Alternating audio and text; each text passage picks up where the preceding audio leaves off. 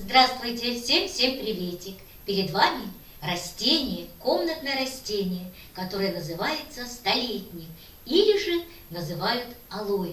Это растение комнатное, оно очень-очень полезное. Раньше такое растение росло почти в каждой квартире, но сейчас уже в наше время не у всех растет такое растение. Его называют столетником. Само название говорит о себе, то есть 100 лет. Здоровье на 100 лет. Очень много, от очень многих заболеваний помогает столетник. Но сегодня я вам расскажу один очень забытый, но очень востребованный и очень эффективный рецепт, который лечит затяжной кашель, бронхит и лечит также легкие. Что именно? Лечит туберкулез легких. Этот рецепт мне рассказала бабушка, еще когда я была маленькая. И вот я смотрела в своих тетрадках и нашла этот рецептик. И решила с вами поделиться. Итак, что же нам нужно?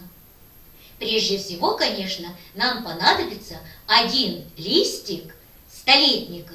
Берем столетник снизу, где растут широкие листья, и отрываем один листочек. Затем берем маленькую чашечку или рюмочку и начинаем выжимать сок столетника в эту рюмочку. Выжимаем с широкой стороны и жмем аж до самого узенького конца. Нам понадобится 100 граммов чистого смальца. А где взять такой смалец? Очень просто. Идете на рынок, покупаете кусок внутреннего сала, а потом вы нарезаете на кусочки и на сковородке выжариваете все то, что там внутри, выжариваете. И у вас будет жидкость выделиться, а потом эта жидкость превратится в смалец. А шкварки вам будут для пирогов.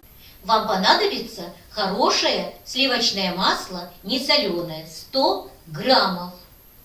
Еще вам понадобится 100 граммов чистого меда.